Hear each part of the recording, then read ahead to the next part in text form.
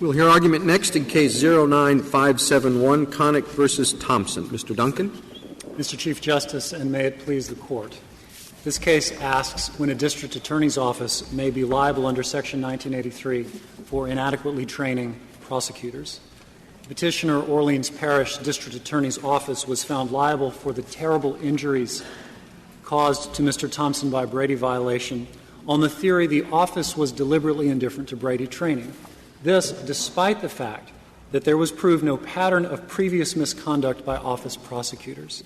The district court exempted this case from the ordinary pattern requirement by making a flawed analogy to a hypothetical in this Court's City of Canton opinion. There, the Court suggested that a city may be liable, absent a pattern, if it fails to inform police officers of the basic constitutional standard for deadly force. Extending that hypothetical to this case was error. It misunderstood Canton's distinction between single incident and pattern liability, nullifying Canton's stringent standards of fault and causation. Isn't this something in between? Because in Canton, the hypothetical was one rookie police officer. Here, it wasn't one rogue prosecutor. There were 4 prosecutors who knew of this blood evidence.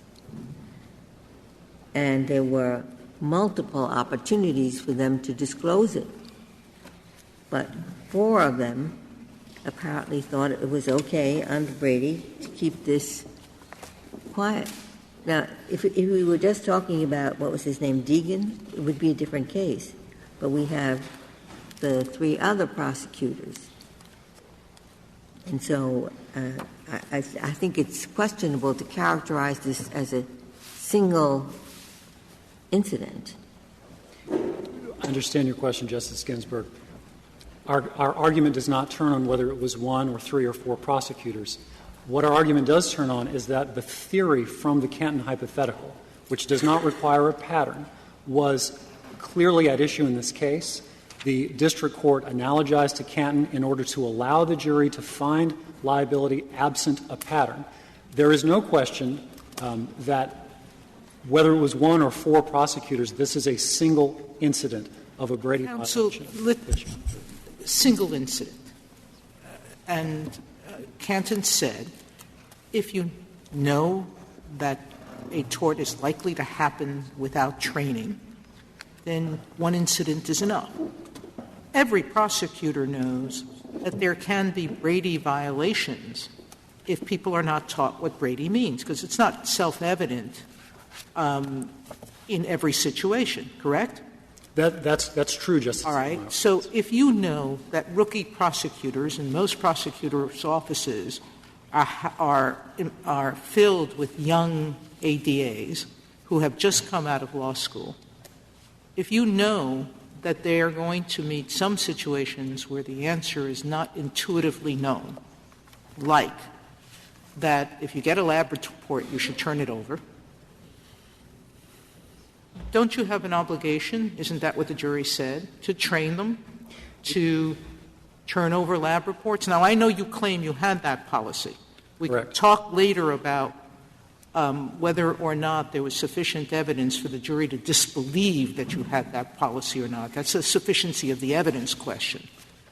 But if you know that lab reports have to be turned over, you've conceded it's a Brady violation not to do it, and there was sufficient, and you had no policy, I know you're disputing that, and you had no policy of turning it over, why aren't you responsible for a Canton-like violation?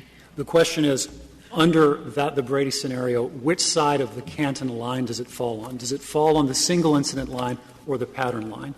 We say it falls on the pattern line. But life doesn't always come in just 2 categories, and my suggestion to you is this doesn't fit into the single rookie.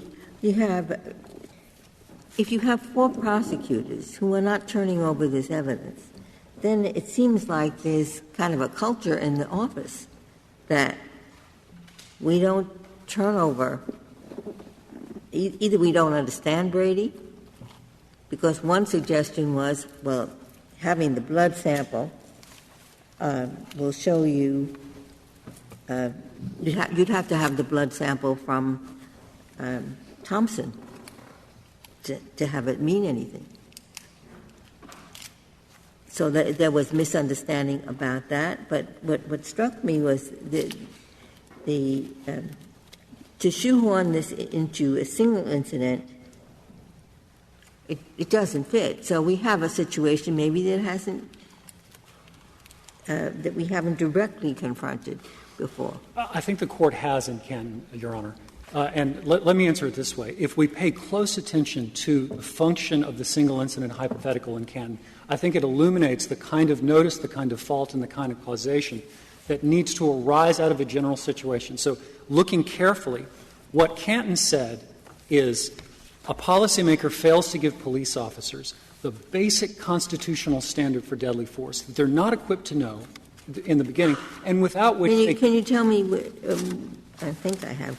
I'm sorry, Your Honor. Yes, this is I'm referring to the basic Canton standard is at 390, page 390 of the Canton opinion. And specifically the footnote is footnote 10 that discusses the two possibilities, the no pattern and the pattern possibilities. So, and I'm reading from Canton footnote 10. City policymakers know, for example, the Court said, city policymakers know to a moral certainty that their police officers will be required to arrest fleeing felons. The city has armed its officers with firearms, in part allow them to accomplish this task. Thus, the need to train officers in the constitutional limitations on the use of deadly force can be said to be so obvious that failure to do so is deliberate indifference. Now, what we have there, as Justice O'Connor's concurrence in that case and then later the Court's opinion in Bryan County explained, you have a failure to inform city personnel of the basic standard without which they have no hope of doing their job in a constitutional manner. So you put your employees in a situation of impossibility, and when a deadly force violation occurs, what you have — These are people who haven't gone to law school, right? And That's correct. Do not know that you cannot apply deadly force in most circumstances. They've got no background equipment to know what the constitutional standard is. And so that satisfies in a general situation. If you were giving guns to lawyers, it might have been different. It could be, Your Honor. Here you're Depending on the law school they went to or what? It could be. However, what you're giving to lawyers here is the task of analyzing legal judgments. Can lawyers' judgments go astray, Justice Sotomayor? Absolutely. Absolutely. But what you're suggesting is that for certainty you know that a lawyer's judgment is going to go astray because a particular area of law is that complicated. Your people disagreed. Some of your people disagreed or didn't know whether turning over a lab report was a failure to turn over a lab report when you didn't know a defendant's blood type was a Brady violation. That's been conceded in this case. So I accept as a working proposition that they should have known that. What you're suggesting is you get a pass because even though you know that there's an area of law that a young lawyer is not going to be able to figure out on their own, you fail to train them and you're okay. That's not the Canton example. that's not the Canton example, Your Honor. That's what you're saying. No, that's not what we're saying. We're not saying that the policymaker inevitably knows my prosecutors are going to make this mistake, and so I need to train on it. I don't care about it. Well, then why would Could we clear something up? Yes. Are you accepting the proposition that Brady always requires that lab reports be turned over? No, Your Honor. What we concede in this case is — I know you concede that there was a Brady violation Yes. here, but in answer to some of the questions, it seemed to me you were possibly, at least you did not express an opinion on the suggestion that it is always a violation of Brady to fail to turn over a lab report. I'm not aware that it would always be a violation of Brady. However, of course, we have evidence in this case that the uncontradicted evidence that the office policy was to turn over all scientific reports. But Mr. Duncan, could I give you a hypothetical Sure. just to test how strong your position is here? So let's say that there's a new DA comes to town, and he says there's going to be one attorney per case from now on, and it will be a random assignment system. So sometimes important cases will be tried by experienced attorneys, but sometimes they'll be tried by people right out of law school. And there will be no Brady supervision at all, no Brady training. And there's a closed file system that we only turn over what we're required to turn over and not anything else. And in addition to that, if I, the DA, find that you have turned over things that you're not required to turn over, that will be taken into account in your yearly review for promotion purposes, for salary purposes, et cetera. That will be very severely frowned upon. The new DA... Sorry, repeat that last part again, the severely frowned upon. If you turn over anything that you didn't have to. Okay? Exactly, I understand. If you give any material that you're not required to do by law. And so he puts into place this whole system and says, okay, go to it. And what happens is that there are Brady violations. And there's a Brady violation in a capital case, and the person sits on death row, or the person is executed, whichever, and there's a claim brought. Is that claim not a good claim? If there's a pattern of demonstrated Brady. It's not a pattern because he just came to town and he just, instituted all these policies. And this is the first Brady violation. Not for the first Brady violation, Justice Kagan, but in your hypothetical, you noted a policy of actually assigning inexperienced prosecutors randomly to perhaps high-profile cases. If that were the facts, the jury, as they could have in this case, could have found that an official policy actually caused the violation, but they didn't find it in this case. So the hypo leaves open that possibility. But the failure to train or supervise in any way and the setting up a structural system that's pretty much guaranteed to produce Brady violations, that would not be enough. In other words, even if the jury said, yes, you're liable under that second theory, not the policies theory, but the failure to train and supervise theory, that would have to be rejected. No, exactly, Your Honor. No liability there because it doesn't meet the stringent fault and causation standards of Kant. And this gets back to But how is that so? I've read the instruction that the Court gave, and it seemed to me the instruction the Court gave was word for word taken for Kant. And when I read the question that you presented in your petitioner's brief, in the petition for cert, I thought what this case was about was an instance where there was only it's conceded that there was only one such instance. But then when I read your second reiteration of the question, which is a little different, and read the briefs, I thought, no, there are four other ones. And so what you're really asking us to do is to decide, in the case of perfect instructions, whether the evidence supports them. I didn't think I was getting into that, and frankly, at the braces of the brief, I think it clearly supports it, but others could disagree. But why are we getting into that business in this Court? We're not asking you to do that. All right, then what is it you're asking? Is there something in the instructions that's wrong? What? Yes, the instructions reflect that the single incident theory.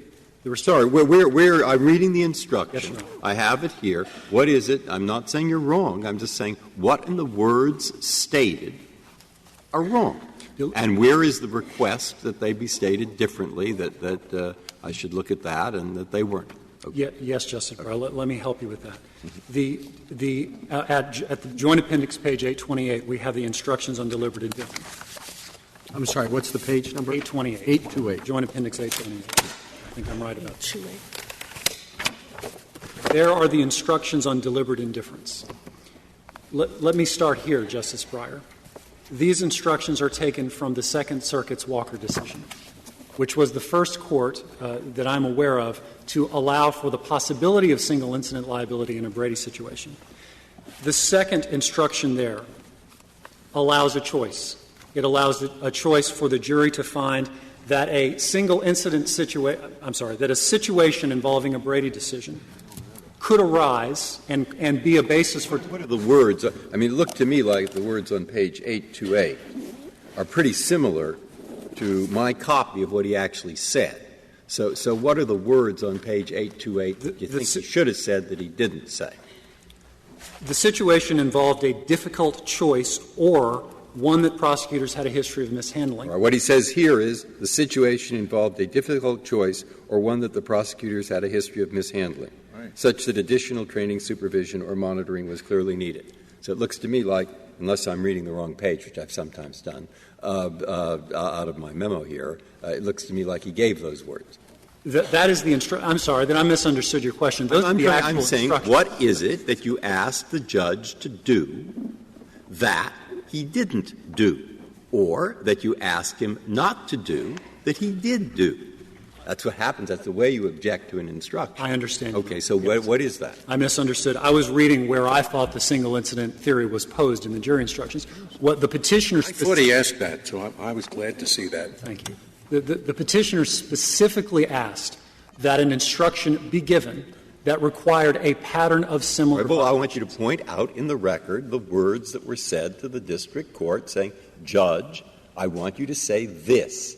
And then the judge didn't do it. It is instruction number 14. Which is where? The proposed instruction. I regret to say I don't believe that's in the joint appendix, Your Honor. And it is also. Then I think we take it as saying that you're not objecting to what the instruction.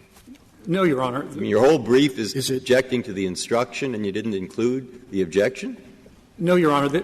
The argument is not about the specific jury instruction. It's about the legal theory. What it's about. Oh, wait. If you don't object to the instruction, then we're back to what I'm saying, that what you're objecting to is you don't think the evidence was such that given that instruction, the jury could find guilt. And that's what I thought this case wasn't about to begin with. And there are 3 other instances, so I don't see why, given this instruction, the jury couldn't find guilt. What our main complaint is about the failure of the district court to grant a motion for summary judgment and a judgment as a matter of law on the basis that a failure to train theory under these circumstances does not permit the single incident. I understood, and maybe I'm confused, that you were arguing that there was no set of circumstances in which a prosecutor could be liable on a theory of failure to train for one incident. That was the petition. Correct. So it doesn't matter what facts are. The facts that Justice Kagan gave you would never constitute an actionable claim against the prosecutor. Is that your position in this case? That's under the Canton hypothetical, yes. It would have to fall on the pattern side because the general Brady situation is unlike the single incident. Could I add to my hypothetical then? Yes, Suppose that this new district attorney said, every day he came into the office and he said, I think Brady's just crazy. And I think it's just the worst decision that the Supreme Court has ever issued. And as long as you don't get caught, anything you do is okay by me. That sounds like a policy to me, Your Honor. That sounds like a policy, an actionable policy on the part of the policy. It's not a policy. He's just, making his views known around the office. Well, this Court has defined policy as the deliberate choice to embark on a course of action in Pinbauer, which this Court accepted. That sounds like a policy to me. If it's not a policy. The policy is just that you have to turn over what you have to turn over, nothing else. And if you turn over anything else, you'll get penalized for doing so. That's the policy. Well, then the policy is constitutional. So what we would look to is, are prosecutors failing to exercise their judgment properly pursuant to that policy? And that falls very squarely within the second part of the Canton choices, which requires a pattern. This case is about the alleged failure to remedy, to guide, to reinforce the pre-existing legal judgment that a prosecutor has by virtue of being a legal professional. Is that so? I mean, you are assuming that everyone who goes to law school takes a course in criminal procedure, and I think there are many law schools where they don't even have such a course, and others where I don't know anywhere it's compulsory to take a course in criminal procedure. So you're assuming that. And because time is running, there's something I wanted to ask you about Brady, which seems to me unlike others, and why you would want special vigilance. And that is, Miranda warnings, you know what was said. Search and seizure, you know what the police did. But the problem with Brady, and this case illustrates it so well, is you don't know. If the prosecutors don't do what they're supposed to do, there's a very high risk as there was in this case. It will never come to light. So recognizing the legal obligation of the prosecutor and the temptation not to come out with Brady evidence because it doesn't help the State's case, shouldn't there be extra vigilance when we're talking about a Brady claim? Well, of course there should be vigilance, but the question you pose, Justice Ginsburg, is whether the latency, the hiddenness that characterizes Brady violations should change where we locate the Canton violation. Should it be enough to put it into the single incident so obvious category or still in the pattern category? But Canton doesn't indicate that the latency of a particular violation should turn on which category it goes into. Instead, it's the nature of the employee duties and the employees themselves and how that situation gives notice to a policymaker about when there are obvious training risks. That's what we're talking about. So to go back to the hypothetical in Canton, whether or not a deadly force situation is secret or not, of course it's not. But the office has failed not just to train, but to inform of the basic constitutional duty without which those officers have no chance of fulfilling their duties. And when they do a deadly force violation under those circumstances, the causal link will be very strong. It will be strong enough to meet Canton. And so there you have a situation where deliberate indifference and causation are met without the pattern. But what you do not have that in the situation of Brady compliance, because as everyone agrees, Brady involves gray areas. It is impossible to determine beforehand exactly why a Brady violation will occur and what specific training measures would prevent it from occurring. And what that means is this falls plainly within what Canton said about the pattern situation. And here's what Canton said in the footnote 10, following on to the hypothetical. It could also be that the police, in exercising their discretion, so often violate constitutional rights that the need for further training must have been plainly obvious. That's the situation we have posed by the Brady situation in general. Oh, all right, but I mean, look, but it's he read the instructions. They came right out of Canton. Seems perfect. Now you're saying, well, whether they did or not, you cannot have an incident. You can't have liability if there's only one incident.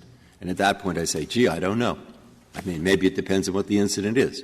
Maybe the incident involved somebody saying, hey, Brady? What's Brady? Or somebody saying, what's a criminal trial? I mean, that person needs training. Or I don't even have to think of that here because there were 4 incidents here. And therefore, I don't have to try to make up weird hypotheticals. So where we have 4 instances and we have correct instructions, what's the problem? Your Honor, there weren't 4 instances. There was one Brady violation that possibly could have involved 1 to 4 prosecutors. That's one. Okay. We have one. All this case? I thought that they had several instances in other cases. No, Your Honor. All involved. In other words, there's never in this office been an instance of a Brady violation outside of this case. No, Your Honor. That's not before this case. There were some later. That's what it was. No? There were 4 reported Brady violations before this case in the decade leading up involving this office that had nothing to do with the circumstances involved here. There were 4 Brady violations involving this office. Okay? Correct. Out of tens of thousands of prosecutions. All right. So now we're talking about not 1, we're talking about 4. But we're over many years with tens of thousands of violations. Correct. What was it? The Fifth Circuit panel in this case affirmatively said Thompson did not even try to prove a pattern and did not prove a pattern of violations. The Fifth Circuit panel said this is helpful. Thank you. Thank you. On your instruction yes, sir. at JA 28, second, would the instruction, in your view, have been proper if the or had been replaced by an and? So the situation involved a difficult choice and one that prosecutors had a history of mishandling. That's closer to what it should be, Justice Kennedy, yes, because that begins to capture the pattern requirement. It's not the pattern instruction that was specifically put forth by the petitioners in instruction number 15. Has there been any argument that you have waived your objection to the instructions? Not by petitioners and not by the respondent in this case. Did you object to it, to this charge? The charge? With the or? difficult choice or one that the prosecutors had a history of mishandling? No, the petitioners did not object to the specific formulation of that charge. Immediately after that charge, though, they said, no, but we have to have a pattern instruction here. In other words, the pattern instruction was rejected. It was rejected. It was rejected twice, Your Honor, first in the formal jury instructions and then at the charge colloquy. But that wasn't the question presented to us.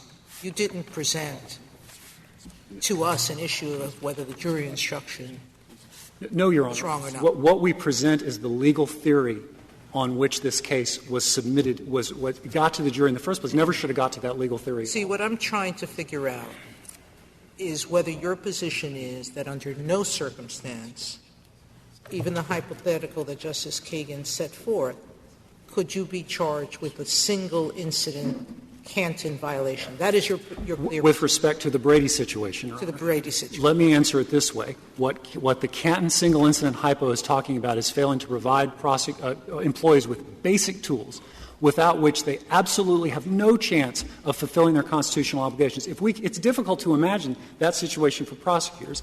It's conceivable that a district attorney's office sets up a structure where prosecutors have no chance of even knowing whether there's Brady evidence in the file. If you have that situation, then it's closer to the Canton single incident hypothetical. But not involving the exercise of legal judgment in particular cases, we say no. Well, how do you exercise legal judgment if you don't even know what you're supposed to turn over? That was just that's my point. That's my point. If you don't even, in other words, if you don't even have the police file, for instance, you can't exercise your legal judgment if you don't even know what the subject of the object of your legal judgment is. But that's not this case. What we're talking about here is a failure to remedy, reinforce, refine existing legal judgment that prosecutors have. Thank you, There are no counsel. further questions. Thank you.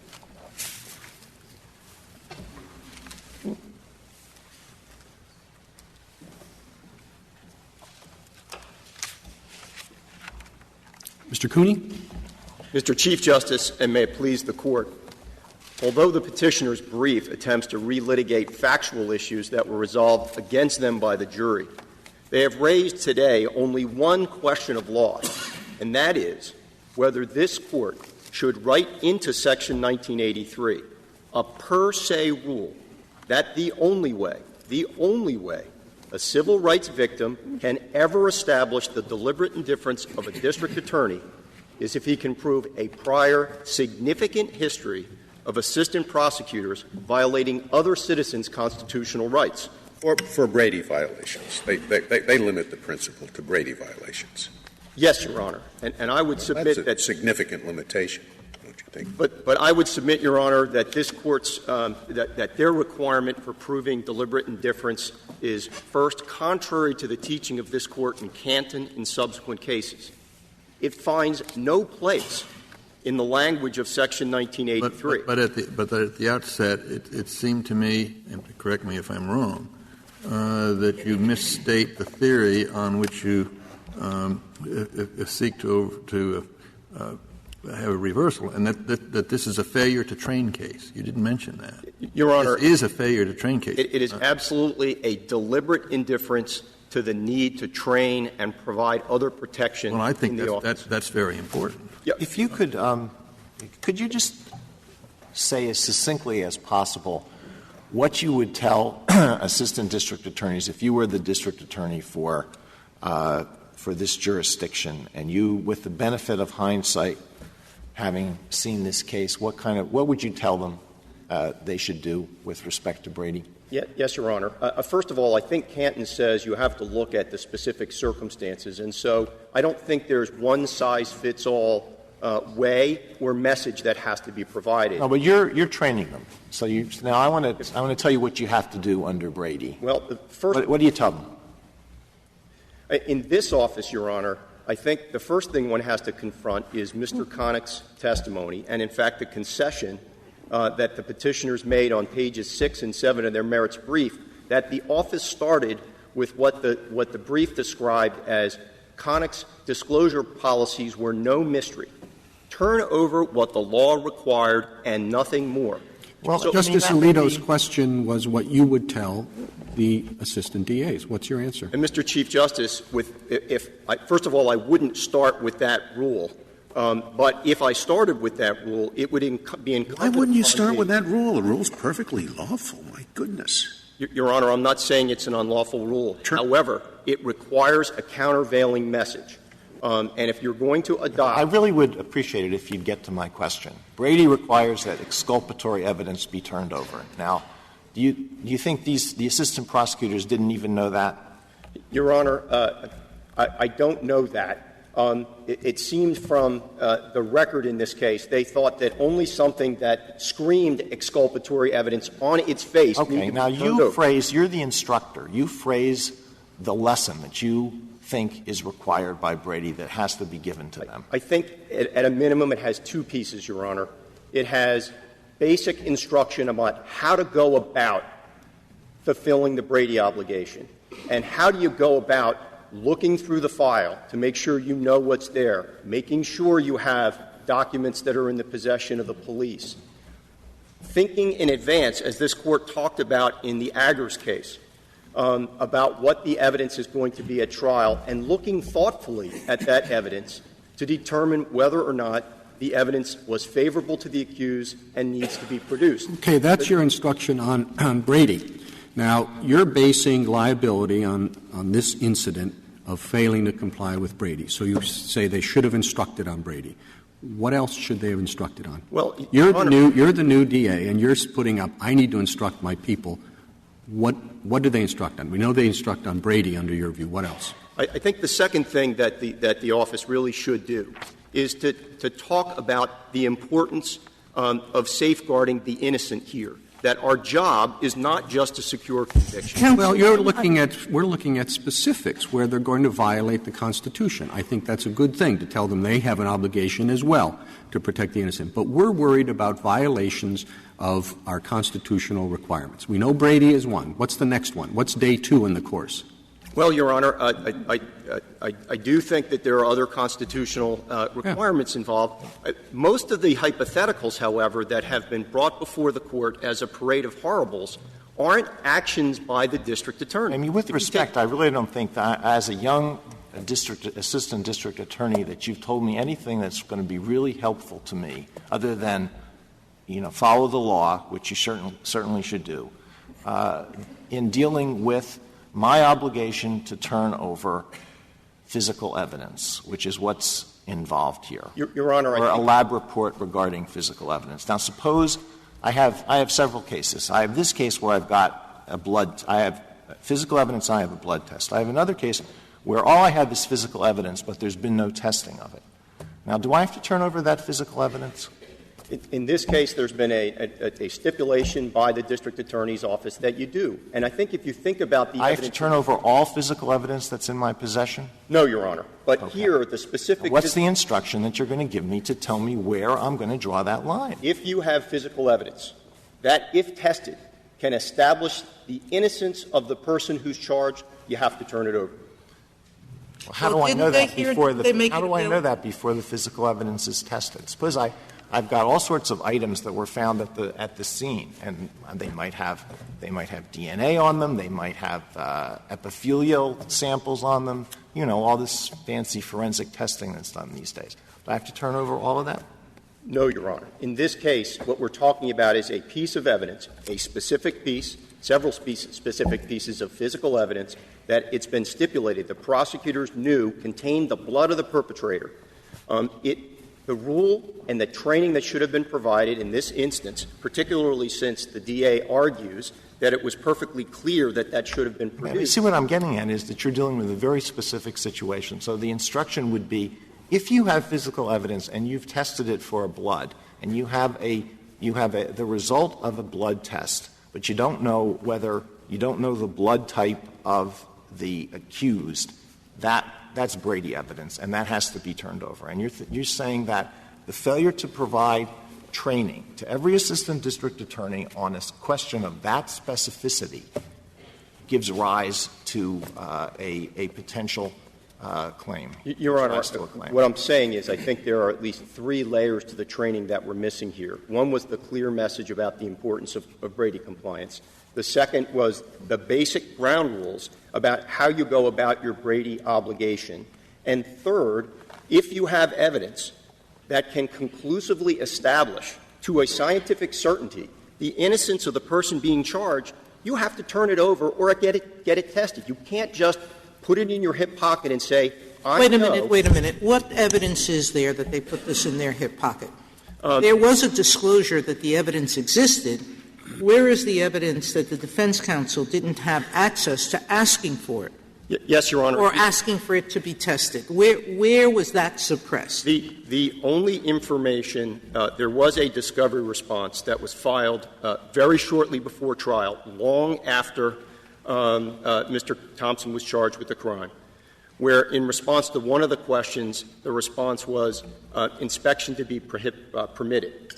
If you look at the chronology. And where's the Brady violation for telling a defense attorney there was a blood sample there, you can test it? Your Honor, there was no information provided. It was the simple response was the request was for all scientific evidence and it's simply and physical evidence from the scene of the crime. The answer was inspection to be permitted. Then the blood evidence the very next day after the response was provided was removed from the crime lab by the prosecutors, never to be found again, and defense counsel testified without impeachment at trial that he went to the evidence locker, looked in the evidence locker, found certain pieces of physical evidence consistent with the discovery response, but not the blood evidence, neither the blood report nor the physical specimens that were involved in this case, Your Honor. So that you are claiming there was suppression of that evidence? Absolutely, Your Honor. So if it is prosecutors can violate a defendant's constitutional rights by making improper statements in their closing arguments, do you have to instruct I suspect new prosecutors coming out of law school don't know what those rules are. Do you have to give instruction on what they can say in closing arguments? Your Honor, I think, first of all, the issue has to rise to a constitutional level in order to be talking about this for my understanding is, but I'm not an expert in criminal law. I need training in that. But my understanding is that comments in a closing argument can give rise to a constitutional violation. So you should train those people. You know that. You know that can happen, just as you know there can be Brady violations. So they need training in exactly what they can say and can't say in closing argument. And Miranda and proper supervision of affidavits in support of search warrants and proper instructions to tell the police not to exceed the scope of the warrant. So our course is expanding. The point of concern here is that we're going to have to go through a list, case by case, of everything there has to be training on. I think there's some important distinctions here. And first of all, when you're talking about search and seizure, when you're talking about Miranda, you're talking about those things. The actor that's committing the constitutional tort there is not the district attorney. It's the police. What we're talking about here, the when you're talking about improper comments in closing argument, it is the prosecuting attorney. The second important distinction, Your Honor, and I do believe training should be given there, but I think there's a fundamental distinction between a Brady violation, which happens in private and may never be revealed, and if revealed, often happens long after trial and long after incarceration, and a situation where a prosecutor makes an improper comment during a closing jury, which is made in public. Defense counsel has the opportunity right there to stand up and say, Your Honor, I object. And the court has the ability to address that issue then and there. With a Brady violation, you don't have any of that. It's made in secret. So you don't have to train with respect to closing arguments? Your Honor, I think they do. But I think there's a particular issue. There's particular force in this context because of the unique nature of Brady, because it's made in private, because it is, by definition, if the information has been concealed, it has not been revealed prior to the time the defendant suffers constitutional harm. He's found guilty, he's sentenced to death, et cetera. The Brady violation, unlike your situation, Mr. Chief Justice, doesn't come to light perhaps ever, but in Mr. Thompson's case, more than a decade after he was convicted. It's something like what I was trying to get at before when I said Miranda is out there, you know what was said, you know what was seized, talking about but Brady is, if the prosecutor doesn't come out with it, high risk it will never come out. So we have use of force because that can kill people if you're not properly trained. Brady, because if they don't come up with the information, we could have what almost happened in this case. Anything else on this special list? Your Honor, the concern was that you don't want to have to give the prosecutors a clinical law school course before you let them do their job. I agree with that concern, Your Honor, and I think it's important to remember that in this case, this was a no-training case. The evidence in the light most favorable to Mr. Thompson was there was zero Brady training in the office. So what would have been enough? I mean, is an hour a year enough? Is an hour a month enough? I think that would have been, depending on what its content was, Your Honor, and the other circumstances of the office. If you look at Canton, what Canton does is it asks the question, is there an obvious need for training based on the circumstances of this particular case? As I understand it, you really had a need to train them when you know defense counsel is coming over to look at the physical evidence. Don't remove from the locker some of the physical evidence. You want to give a course in that? Your Honor, what happened is the physical evidence, very conveniently, was being sent to the crime lab when it was removed. And so we don't know what the motivation was as to why that physical evidence was removed at that time. What we know is, for many, many months. Well, then you shouldn't have mentioned it. I thought you were asserting that it was intentionally removed in order to prevent defense counsel from seeing it. What we assert, Your Honor, it was certainly not. It was intentionally not placed back into evidence after it came back from the crime lab. And there was actual testimony from the grand jury that was handling this and looking into this situation for some period of time. Well, of course, about just that. There is a causation problem here of even assuming training.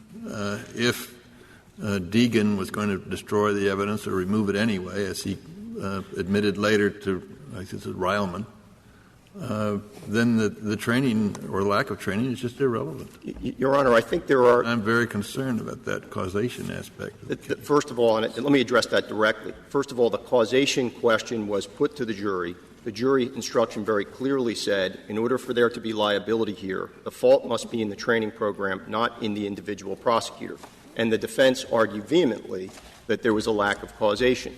What's interesting here is the judge actually, though, instructed the jury, this is back on JA 828, in order to find that the district attorney's failure to adequately train, monitor, or supervise amounted to deliberate indifference, et cetera. So liability could have been predicated not on the lack of adequate training, but the absence of a process by which superiors in the district attorney's office reviewed all of the Brady decisions that were made by more junior prosecutors. Isn't that correct? Your Honor, the concept of monitoring or supervision was actually a concept that the defendants injected into the case. And so to the extent that there's any concern that there's an expansion from training, it's been error that's invited. And I don't believe it's error, Your Honor, but it's not something that was put into the case by the defense or the court. Why wouldn't that be error? That the head of a very large office is personally liable under Canton for violations that are produced by actions taken by subordinates unless there is an elaborate process to review all of the decisions that are made by those subordinates? Doesn't that go well beyond anything Canton permits? Your Honor, again, the clear thrust of this case was a failure to train case. The concept of monitoring and supervision was introduced by the defense, not by the plaintiffs.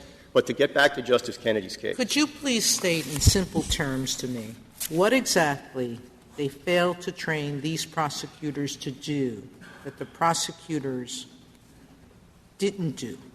What training, Justice Alito asked it generally, I'm asking specifically, what is the exact training that was required in this situation that caused the violation in this case? Number one, there was absolutely no Brady training at all. Forget about no Brady training.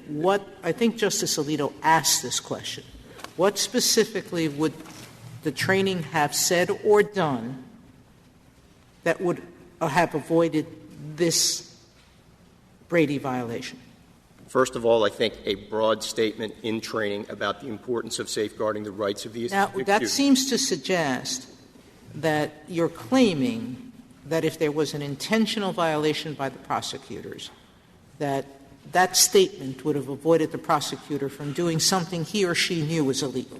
Is that what you're intending? No, it isn't, Your Honor. Right, the second aspect of it, though, was what I said to Justice Alito, and that is that if you have physical evidence which, if tested, would establish either the guilt or the innocence of the defendant, it needs to be produced or at least tested.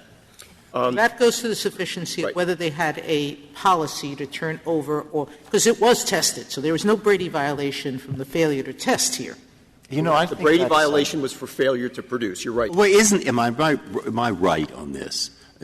Here, I read on page 4 of your brief that it seemed what happened, and I might not be right. Correct me if I'm not.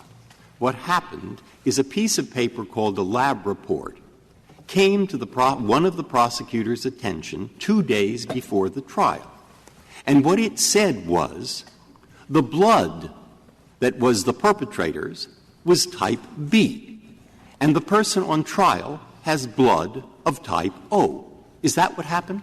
Your Honor, certainly what the crime lab report said was that the blood that was tested of the perpetrator was type B. And the prosecutor knew that the person on trial had type O. We don't know that, Your Honor. That's what we don't That's know. the unresolved factual question, and I think that's where causation comes in, Your Honor, because I think there are two possibilities. Did it turn out at the trial that eventually the prosecutor knew it was type O? It turned out that Mr. Thompson was, in fact, type O, but when did they learn that? The evidence is unclear as to whether or not the assistants knew at the time that John Thompson had type O blood. Could I ask you what most law offices with which I'm familiar, the training is mentoring. In other words, the young attorneys learn from the older attorneys, often by following them around. Would it have been an adequate training program for this office simply to say, new prosecutors, you don't get to be first-chair prosecutors until after a year, and you're going to follow one of the prosecutors around and learn from them? Is that an adequate training program? If, in fact, the senior prosecutors, Your Honor, have a good familiarity with the constitutional requirements, absolutely. Even if the violation that becomes the basis for the claim later on is one that, didn't come up in that year. They didn't have a Brady issue in that first year. They went around, they sat in on a lot of trials, but there wasn't a Brady issue, and so they didn't learn about this type of question. And does that give rise to a claim of the sort you're bringing here? The failure here, and I think we have to come back to the deliberate indifference piece, because what would happen there in that instance, Your Honor, even if the training was not provided, I think, as experience has shown under Canton, that claim would fail for failure to show the deliberate indifference of the policymaker. But here you had substantial evidence about Mr. Connick's indifference. Mr. Cooney, when you gave the specific instruction that you think should be provided to assistant district attorneys, what you stated was a questionable understanding of Brady, I think. Did I understand you correctly? You said that Brady means that if the prosecutor has physical evidence which, if tested, might establish the defendant's innocence, that is exculpatory evidence that must be turned over. And Your Honor, that's certainly been the position taken by the district attorney's office in this case. Is that consistent with Arizona versus Youngblood? Your Honor, I believe it is consistent with Brady that if one has a piece of evidence that can conclusively establish that the defendant is innocent, that it can't be the law that the prosecutor can just put it in his hip pocket, not get it tested, and not turn it over to the defense, and not worry about whether they're prosecuting an innocent man. You see, it was tested, and it was made available to the defense. Using the word turning over is ridiculous, because they're not going to physically give it to the defense attorney to go off and do what he wants. They're going to give it to a lab that will establish a chain of custody, et cetera, et cetera. So it was made available. He went to look at it, but the looking at it wouldn't have told the defense attorney anything. They had to make it available for testing. He never asked for testing. They did the lab report. So now we come down to the only failure is in the turning over of this report. Correct? No, Your Honor. First of all, there is a stipulation L at JA 14. Prior to the armed robbery trial, Mr. Thompson and his attorneys were not advised of the existence of the blood evidence, that the evidence had been tested, that a blood type was determined. What did I just say? The failure to turn over the report. Correct? But yes, Your Honor. But what also is present here is the defense never had the chance to — never saw the physical blood evidence itself.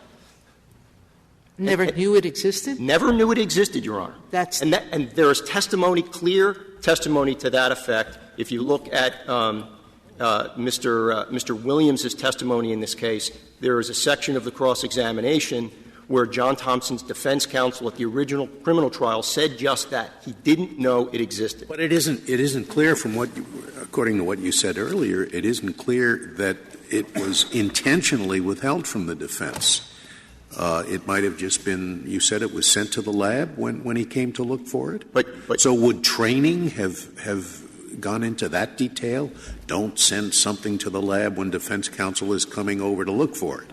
I mean, that's pretty detailed. Yes, Justice Scalia, but here there's a stipulation that a crime lab report with the conclusive evidence about the perpetrator's blood type was never that's the lab provided. report. That's what. And the physical evidence was never seen, Your Honor, by defense counsel. But for all we know, by accident, right?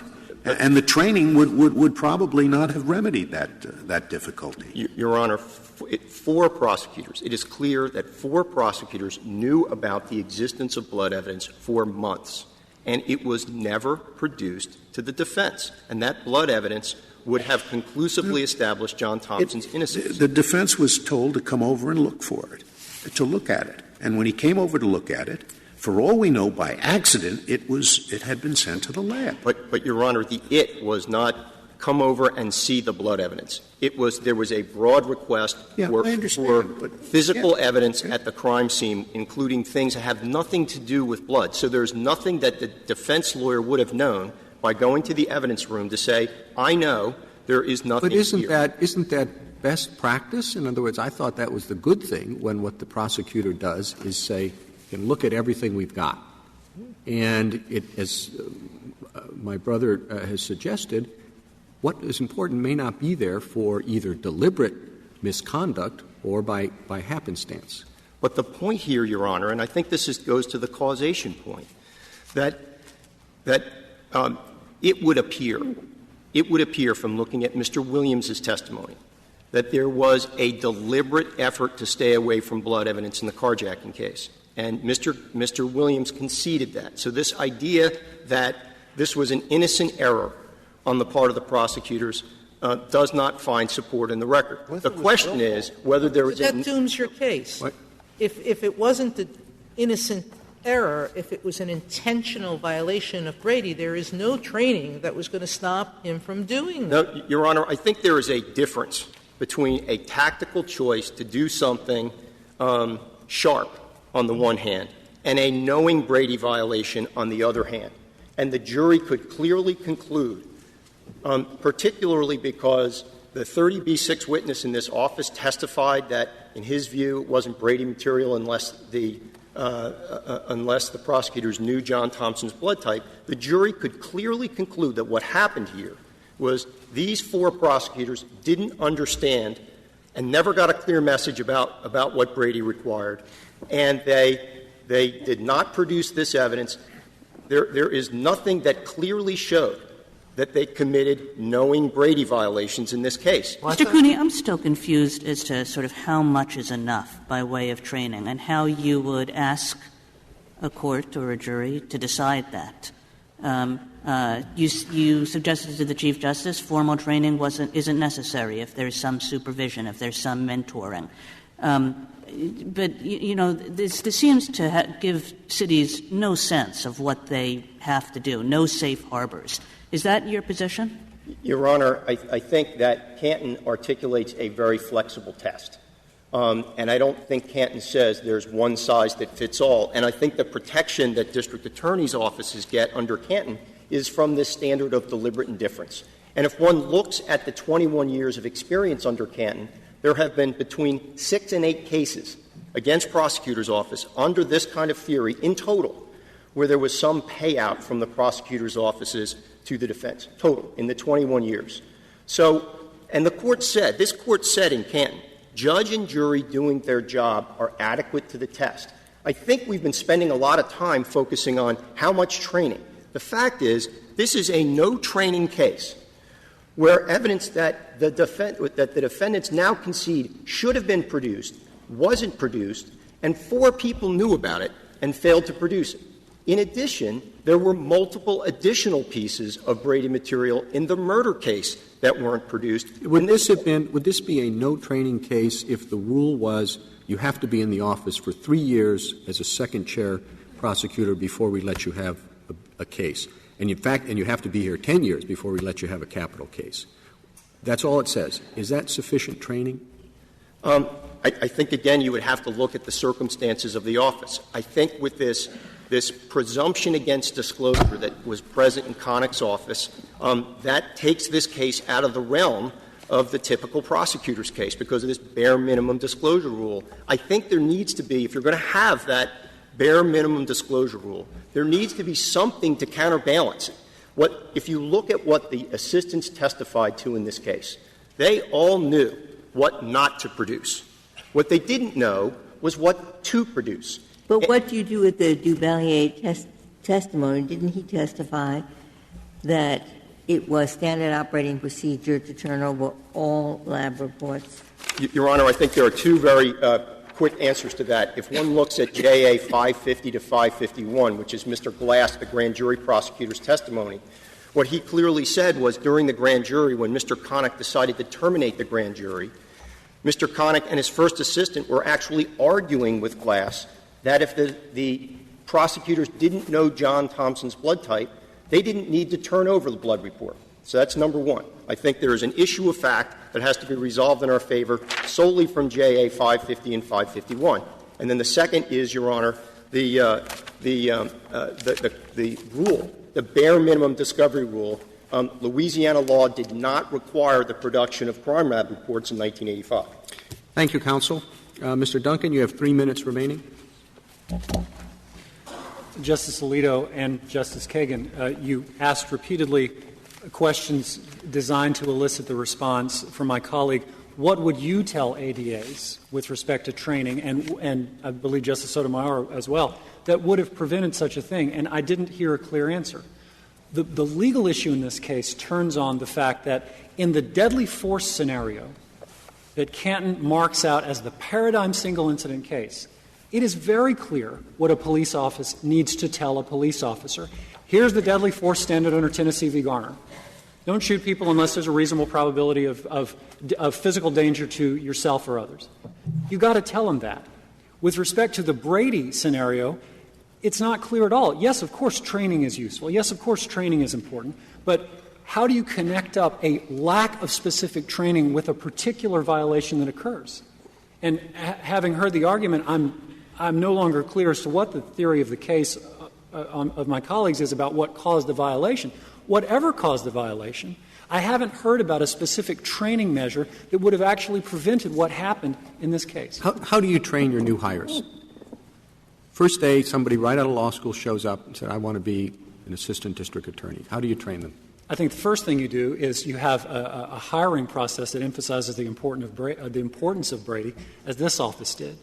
Brady was important. One witness said, McElroy, from the moment you walked in the door, you had to write an essay on Brady. Brady was emphasized as being very important. Mr. Duncan, that I think you can't say, because that's just overturning what the jury found. I don't think the jury couldn't have found that didn't occur, Your Honor. The jury found that was inadequate. The jury found that there was inadequate training. Correct, Your Honor. In fact, the jury found, I think if you look at the record, the jury could have found, a reasonable jury could have found that there was no training here.